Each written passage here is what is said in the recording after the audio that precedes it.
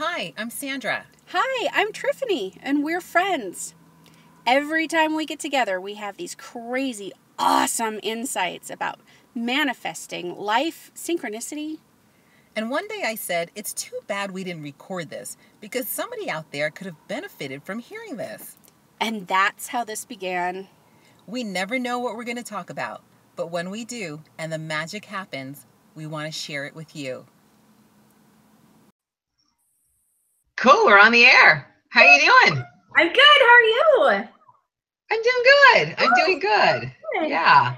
Last week we were talking about authenticity, and it occurred to you that while never being fully inauthentic, there were parts of your life you weren't completely, you had sheltered some parts of your life from others. That's right. Yes. Yes. How your week went. I know, right? Because a couple of things shifted from talking about it. It's kind of interesting because I remember now I did mention that, some of the people that I hang out with every now and then don't even know that I'm an energy healer. And I had an opportunity for someone from my distant past, on a professional level, run into them, and the universe gave me a clear opportunity to just be authentic in all ways and just be like, this is who I am, and judge it if you like, doesn't really matter. And gosh, I hate to sound so vague, but out of protecting the other people's privacy, Sure. I kind of need to be. But it just seemed that the lesson that I got out of it was that the experience itself isn't what's truly important as far as energy is concerned, as far as the universe is concerned. We are the ones who care about the experience itself. We think it's all about the experience, but it's not about the experience. It's about the willingness to have the experience. Yes. Yes, it's about the surrender, isn't it? It's about yes, I love the way you put that. It's about the willingness to have the experience. I love that. I couldn't agree with you more. Because when I knew that I was going to face this and have to, face my past and this person from my past and go, I'm an energy healer, when they've known me as a, psychologist, and not very well, but still, put all the assumptions of what that means to be a psychologist onto me, and breaking down those, and face whatever judgments could come from that, even though none ended up coming from that. But as soon as I said, you know what, screw it, whatever judgments they have, I know at the very least I will live through it. I will still be alive on the other side of it. And just all of a sudden, all of the anxiety, everything just like went away. It was just like, well, that's all. It's like the universe is saying, that's all we wanted from you. Was you're okay, you're willing to face this. This has not become like this issue of anxiety anymore. As long as you're willing to face it, it no longer has to be that anymore. And it really wasn't. So it's kind of like, have you ever read The Game of Life and How to Play It? Florence Scovel Shinn. Florence Scovel Shinn, yes, I love that book. And she talks about the woman who was scared of ladders, and she totally did not want to experience, having to walk under a ladder, and then she had to go to the bank and go retrieve something from safety deposit box, and there's a ladder in her way, and she starts to turn around, and she's like, I can't do this. I can't do this. I can't face this ladder. And then when she finally goes, okay, screw it, I'm just going to go there. I'm going to face my fears. I had my energy session with Florence, and she's like, you just got to face it. She goes back downstairs and the ladder's gone. I mean, that was the experience that I had. It was like, as soon as I said, okay, fine, I'll face this, there really ended up being nothing to face. So, kind of makes you wonder, like, how many times in our lives we have avoided something, and had we simply been willing to face it, there would have been nothing to face because the lesson was in the willingness. Yes, all the time, I bet. I bet it happens way more than we even know.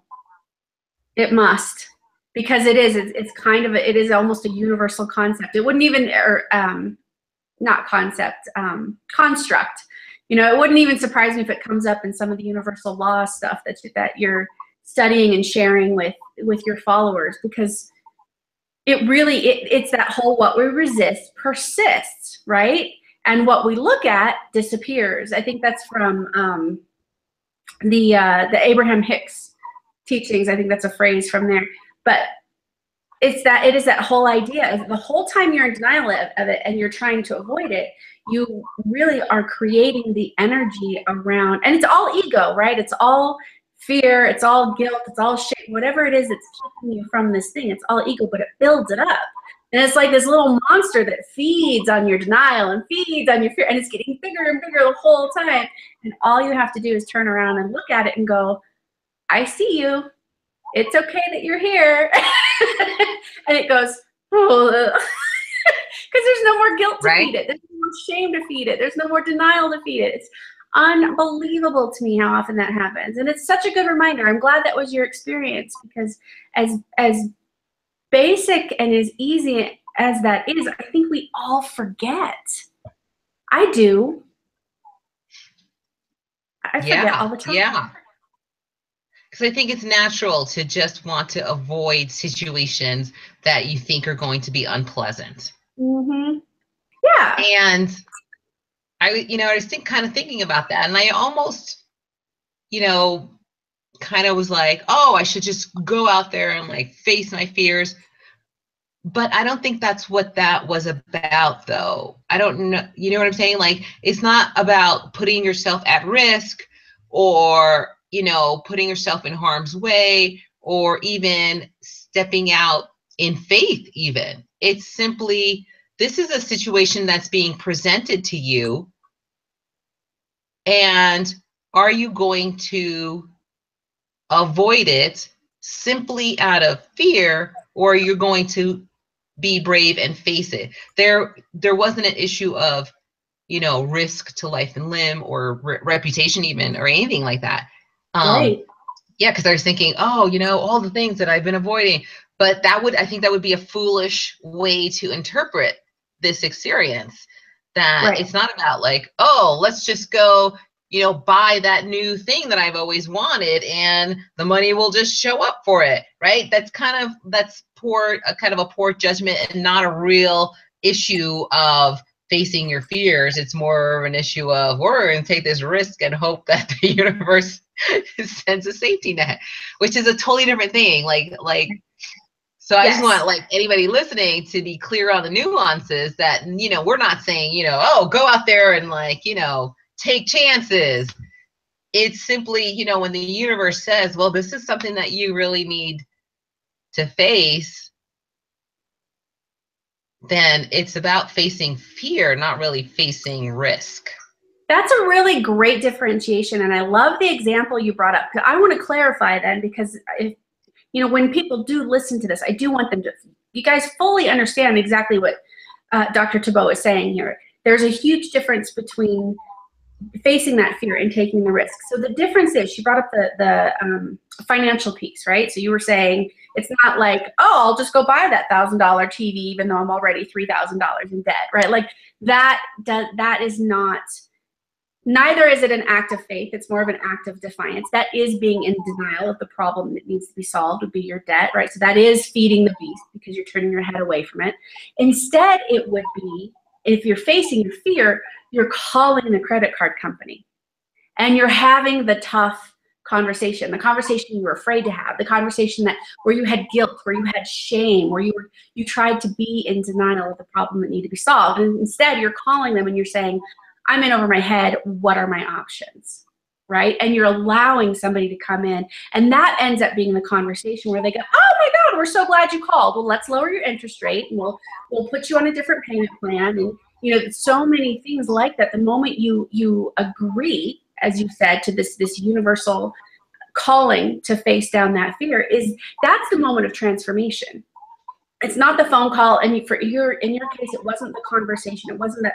It was the decision to face it. That's right. That's when the Yes. transformation happens, because the moment you make that phone call, yeah, you have that pit in your stomach, but you're making that phone call in confidence that the universe is going to provide a viable solution, in confidence that you're going to be able to have the level of maturity and ability to change and the efficacy it takes to rise to that challenge. And that's what we're talking about here. And I'm so glad you made that differentiation. A lot of people misunderstand this whole idea of, leap and the net will appear. If you have to spend that money, that's faith in the universe. Well, if your energy behind it is denial, that's not faith in the universe. Right. That's a hoping to God that this doesn't come back and bite you in the ass. That's right. Which is fear. That's so right. Yeah. That's important. So deconstruct for us how, like, energetically, how did this all go for you? Because this has been such it's actually been part of our most recent journey. Tell us at what point, we were having the conversation about this distractions challenge, and then we were talking about the results of that and the way that we started asking questions of ourselves. What did that look like for you? How do people notice the shit they need to take care of? How does that even come up to them so they know the work they're supposed to do? That's a good question, because it really started with the decision, or rather the commitment, to be more authentic. Right? When you wholeheartedly, in alignment, mind, thoughts, words, in alignment with source, decide, I'm going to take a step forward to being in alignment, then the universe goes, okay. Like, I tell my kids that all the time. Like, you have to watch what you say, because the universe is always going to say, okay. It's so true. I want to be more patient. Okay. All day today, you're going to be cut off. You're going to be treated rudely. You're going. Exactly. So the universe says, okay, and gives you the opportunities to show up that way. Right? Yes. You and I have this joke, and I was like, I don't ask for strength anymore. No. I'm done asking for strength. I have built up as much strength as I care to in this lifetime. Because if you ask for strength, and people go, oh my God, give me strength, then what do you get? Okay, give you some opportunities to show up that way. I just say I ask for grace. I don't see any downside to asking for grace. So I said, I'm going to show up authentically. Well, you can't just say it and not be it. So the universe gives you an opportunity to be it. And so here's my opportunity to, or get off the pot, right? So some opportunities that you get are simple and easy, and some of them really make you have to question, well, you said you wanted to be authentic. Are we only talking partially authentic? Or are we talking about wholly authentic? Which authentic were you really talking about? Yeah. And of course, I decided to be fully authentic, and there were no obstacles to me going to this meeting. And so there really was no reason to not go, except to acknowledge my fear and not acknowledge my commitment to be authentic. And so I think if we all just take a look back at when we decided to do something, hasn't there been a challenge? Yeah. Right? That says, well, who are you going to show up in this instance now? Are you going to show up as the old you, or are you going to show up as the you that you decided that you're going to be? Yes, absolutely. I used to describe it this way, not like universe has, that mythological will, the way that we put words to it, but I did still used to describe it like this. It's almost, I felt at the time not understanding these constructs the same way as deeply as I do now. But at the time, I used to say, I always felt like as soon as I made the commitment to show up differently, be different, do better, immediately I got to your point, this opportunity to show up in my old way, you know, a perfect example is changing my business. I went from trauma and illness recovery to helping strong women marry that happiness and success piece. Well, during that transition, and the reason I was doing that is because I was attracting these strong women that were trying to do that thing. So I went, okay, I'm naturally appealing to this demographic. I'll make this change. And the moment I did it, what kind of clients do you think I started getting? Trauma and illness recovery, right? Like all this. And I would have years ago described it as the universe sort of going, are you sure? Are you sure you want something new? Are you sure you want to switch this? Because I got plenty of your old pattern just lining up in the queue, right? And I like the way you phrased it better, because it really shows that it's not really a test necessarily. It's an opportunity where That's you right. get to say which side of myself, which level of authenticity, which direction for my business, whatever that is, what am I willing in this moment to invest in? Where am I willing to put my attention? Where am I willing to do the work? And that, I think that's a lot more robust understanding of how this works once we make a decision. We would all love that magic wand, right? Where we say we want something and bling, it happens, and now, you know, we're fully authentic without fear, guilt, or shame. But it doesn't work that we are participants in our experience, or participants in this level of reality. And yes, co-creators with God, universe, and all of that. And we're boots on the ground. We're the administrators. There's action to be taken on the things we say we want. And I think that's super helpful for you to describe it in that way. Can I take you back a step though? I really want to know. So there's people out there that are watching this, and they're saying to themselves, okay, that's great, but you knew authenticity was your lesson. If they know they're sort of at a pinnacle, and there's the next level to get to, and they know they're in their way somehow, they know that there's something they're kind of supposed to do, they want to do, how do they find it? How do they find the thing that they're supposed to work on? How did you find yours? I don't know that I necessarily found it. You know, as you're asking me this question, I'm kind of thinking that the concept of finding something like your purpose, your path, you know, whatever it is, implies that there's a way of knowing that you found it. Ah. And so I would steer people away from trying to find a certain thing that may be unknowable. Yes. What is the defining moment where you know that this is your purpose, or this is why you were here on this planet? And, you know, at some level, it's a choice. It's a decision that you make, that I'm making this my purpose. I'm choosing to make this the meaning of why I'm here. And I think that's much more empowering for people. And personally, I feel like it's much more in alignment with the idea of free will, right? Yes. Why do we not have the choice to make our lives mean a certain thing if we have free will in every other area? So the combination of, you know, the search, that means that there must be some way of knowing that you have found it.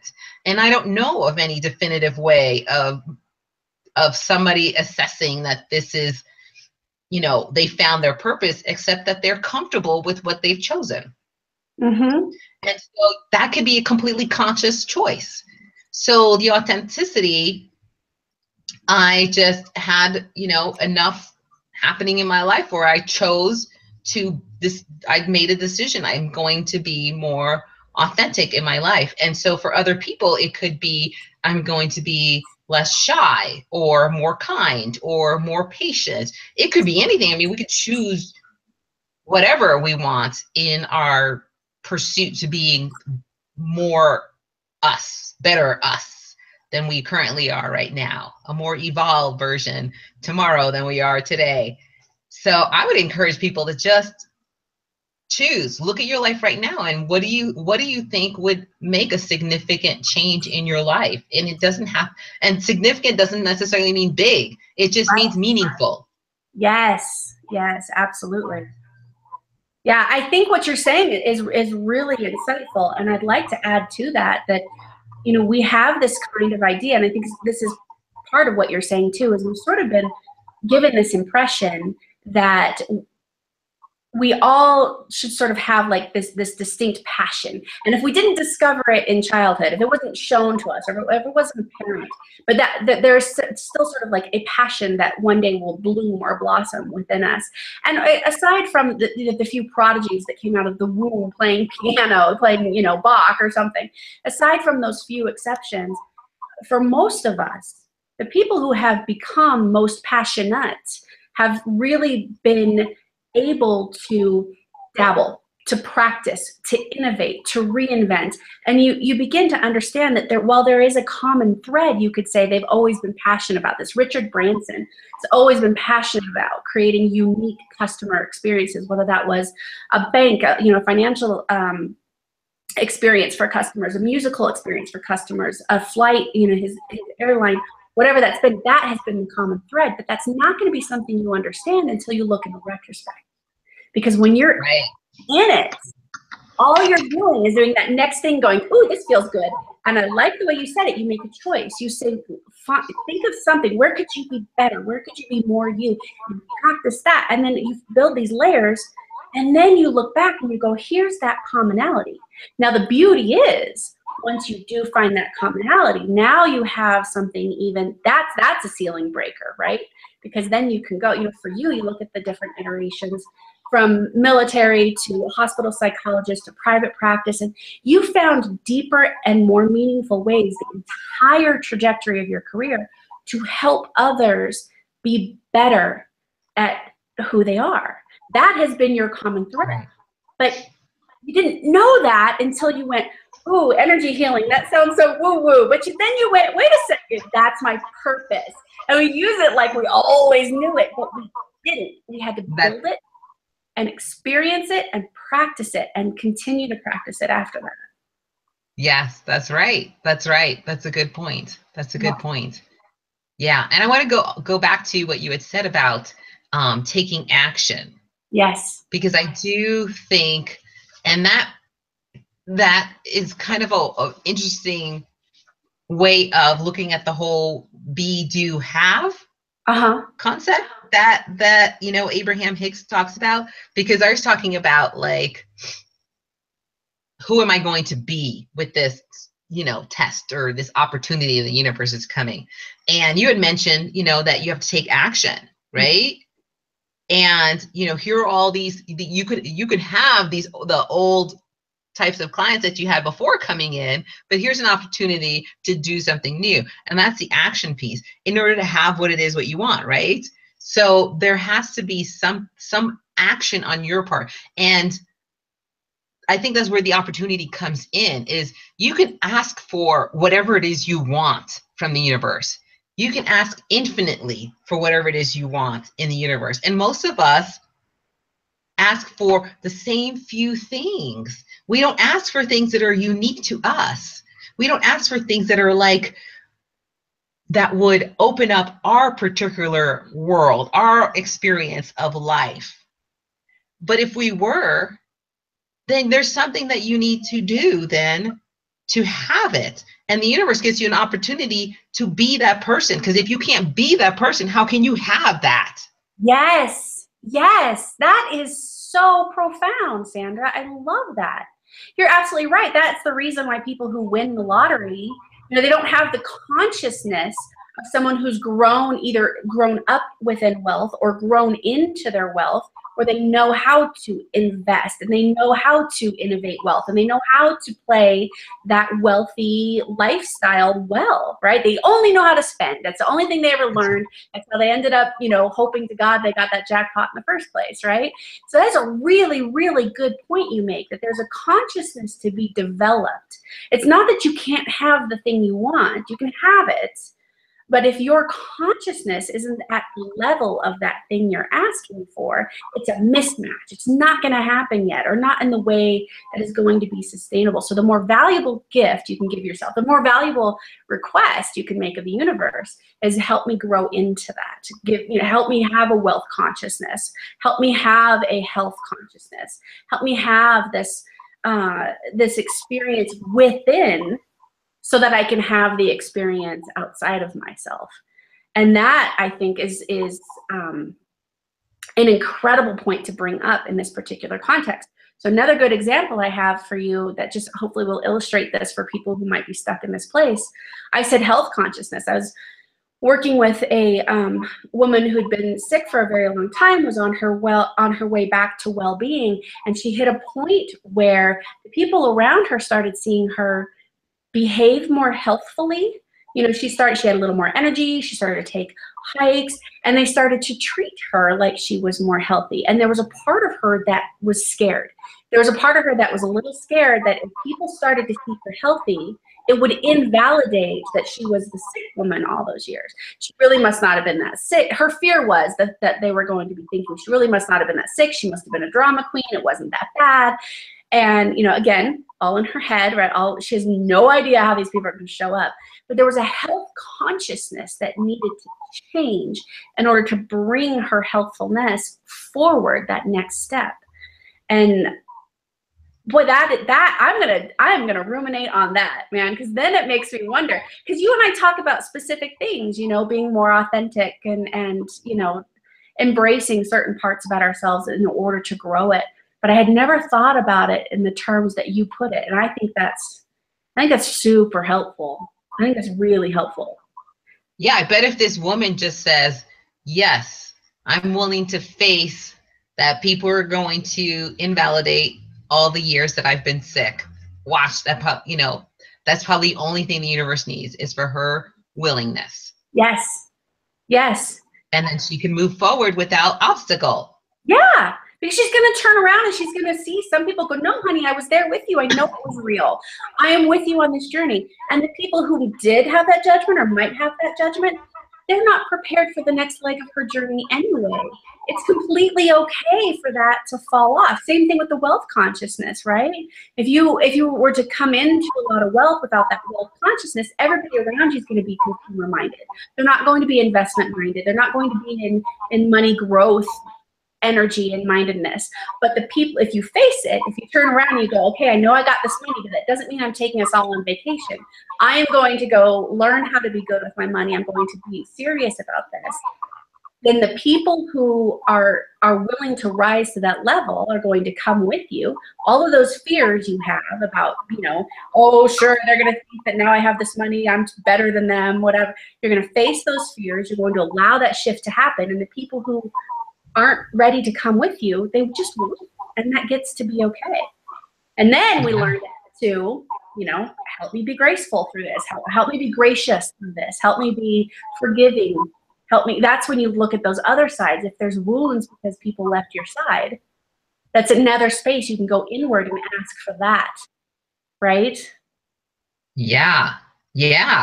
All right, that gives me an idea for another challenge for us to do. Okay. I'm pretty sure our month is up, but I want to hear about the stuff that's happened to you since our challenge started. Oh my gosh. Well, it's been super interesting because similar to what we're talking about today is, I had that big blast right out of the gate, was super excited.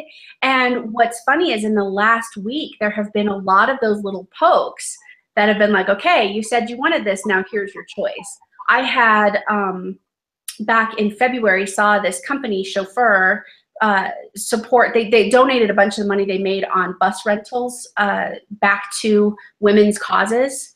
So that it was from the Women's March. So the Women's March, every $150 from every bus rental, they promised to go back into women's charities, and they actually did that. And I said, can I interview you? I'd love to highlight this and put it back out there. They said yes. I thought they forgot about me, and I went in. This happened just today, actually. I went in to go, oh my gosh, they forgot about me. I should just touch base with them and see where they're at. They had emailed me back. So here's that, and I missed it. So here's this piece of where I said, I'm not going to do new content. I'm going to focus on marketing, right? Now here's this choice. Here's this choice that I have to make. Are you going to do new content that's not marketing? Or are you going to stick with your promise to this challenge, to this new you, basically, right? And so I want to sit on that and see. And I have a feeling there's a way I can marry the two. If I look at this from just the content creation energy, it's going to be, I create it, it's wonderful, and I just share it, right? But if I use it as a piece of my marketing, I can put links in there. I can put a schedule on it where I share it more than once. I can create a point within the article that encourages people to look at their own values, and that comes back to even the stuff I teach, right?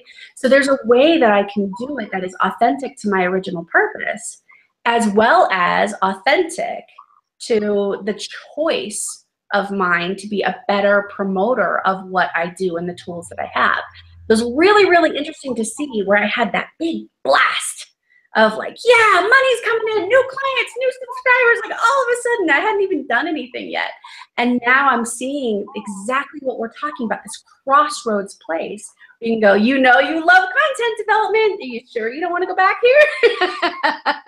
Or are you going to stick with this new path? And it's allowing me that opportunity to be more innovative with the way I create content and the way that I market and continue to make those touches, to make those hits about who I am, what I offer, and the tools that really work in these scenarios. So that's where I'm at.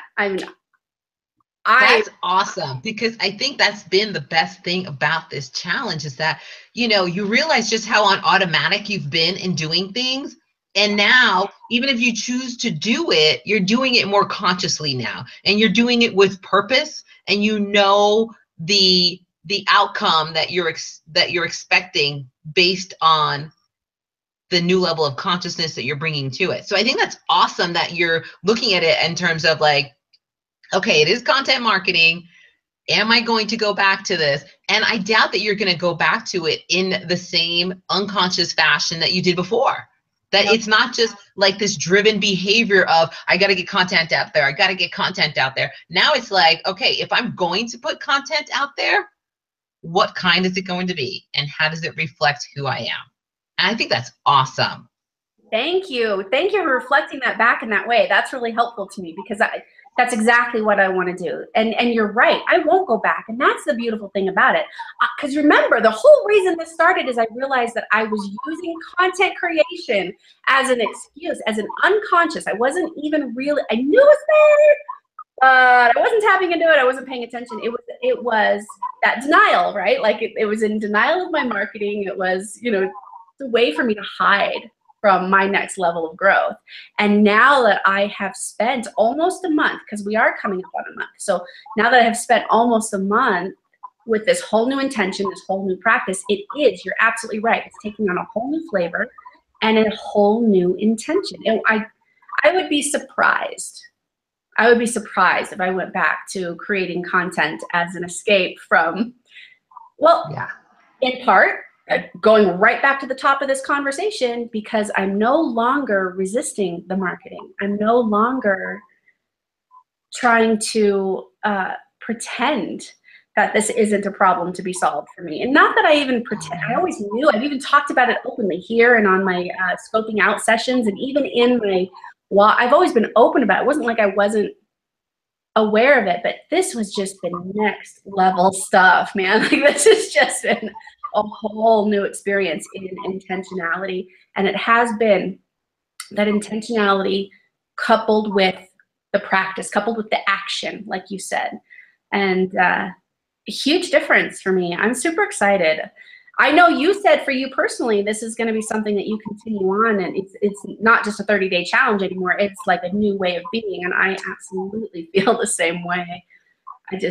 Yeah, I was just thinking this morning, I was like, gosh, you know, am I ever going to look at my because I get Google Analytics like automatically sending me alert reports, Oh. and so at the beginning of the month, and so of course I got one over the weekend, and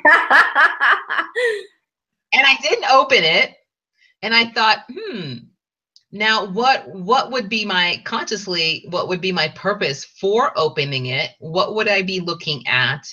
And what would I do differently? And so I decided I'm not going to look at it for this month. I'm going to wait till next month to come around and be in a more conscious space about how do I use this effectively? Because part of it is I was not using it effectively. I was using it as a tool to keep myself busy.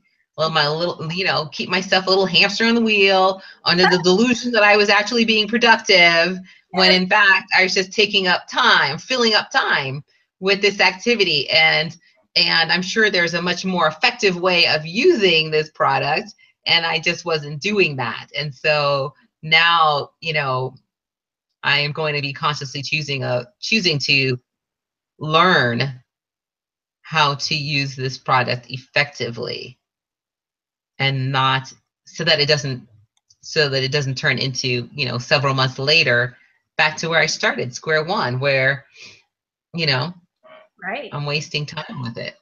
Right. And I think this actually brings up a really good point, right? Because as we're talking about our distractions challenge, we want to make it perfectly clear, just because we've chosen to make a change in ourselves doesn't necessarily mean that our circumstances change.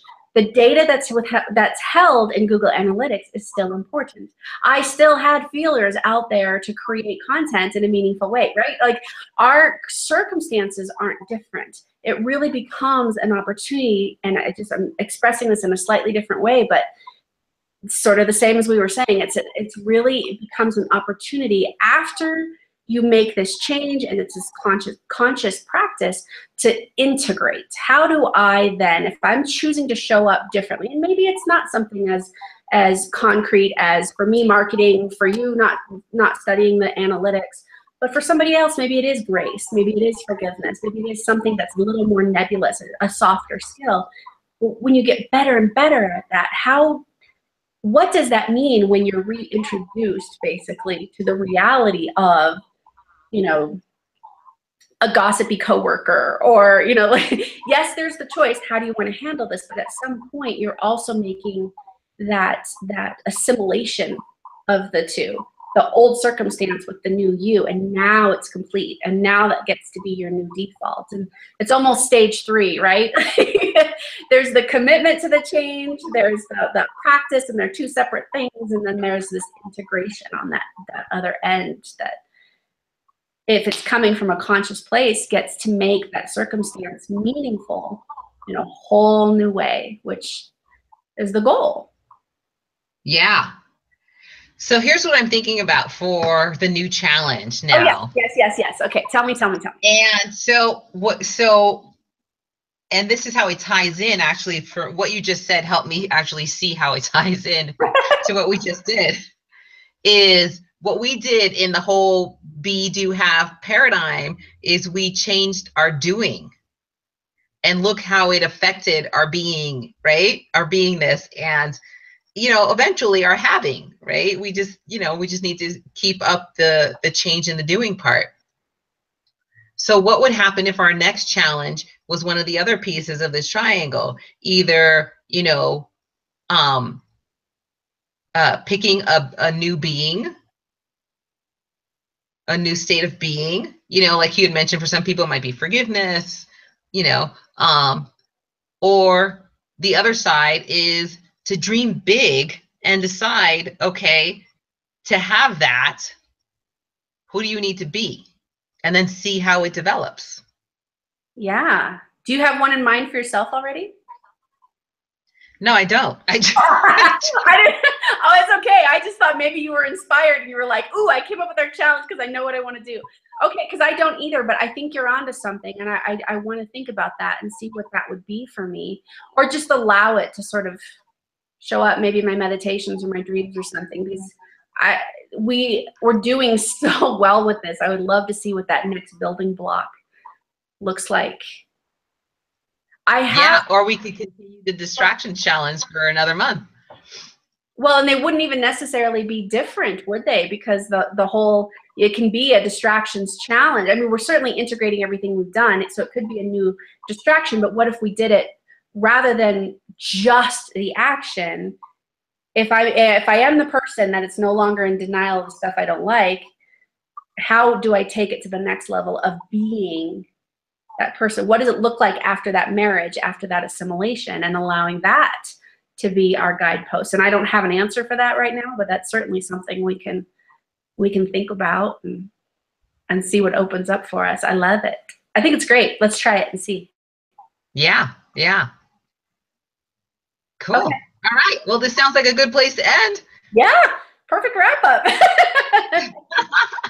Cool. Well, we'll just see what happens next week, right? Yeah, I'm super excited. We'll see.